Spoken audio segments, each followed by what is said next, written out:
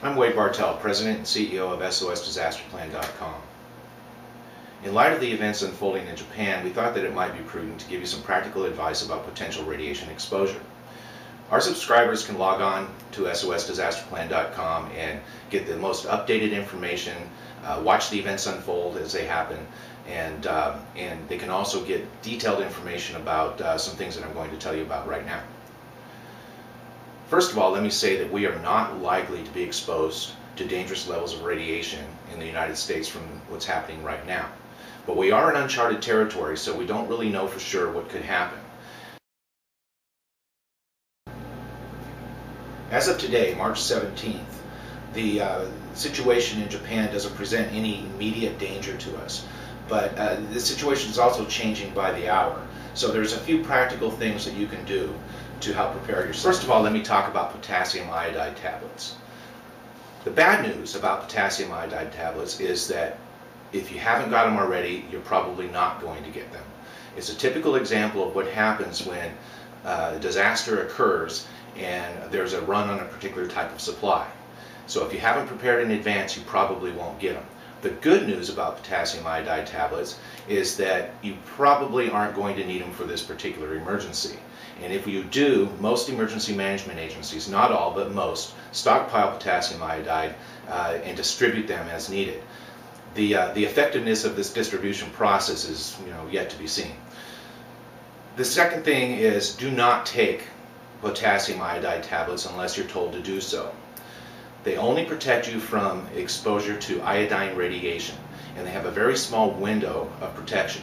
They will not reverse the effects of exposure, and they could have some possible side effects. So the best thing is, don't take them until you're told to do so. Another thing that you can do, and this is a little bit more practical, is to go out and get an N95 particle mask. This particle mask will filter out 95% of airborne particulates. Radiation tends to stick to particles, and this will really help you to keep you from ingesting them and being radiated from the inside out. The other thing that you're going to want to do if you think that you might be exposed to radiation, or if there's a high level of radiation in your area, is to keep your rain gear handy. And if we have any type of precipitation at all, you don't want that to touch your skin. If it should touch your skin, then you're going to want to shower immediately, and you're going to want to store your clothing in a place where it won't infect anybody else, including your pets. If you don't want to keep, or if you don't want to or can't keep your rain gear handy, then go out and buy a little emergency poncho. You can get these at any sporting goods store for roughly $2, and they're well worth putting on if we have radiation in the atmosphere and it starts to rain or snow. Another thing that you're going to be hearing about probably more and more, and we've already started hearing this out of Japan, is the term shelter in place. If you don't know what shelter in place is, you can get the details by subscribing and logging on to SOSDisasterPlan.com and going to the side link and finding shelter in place, and it gives you detailed information.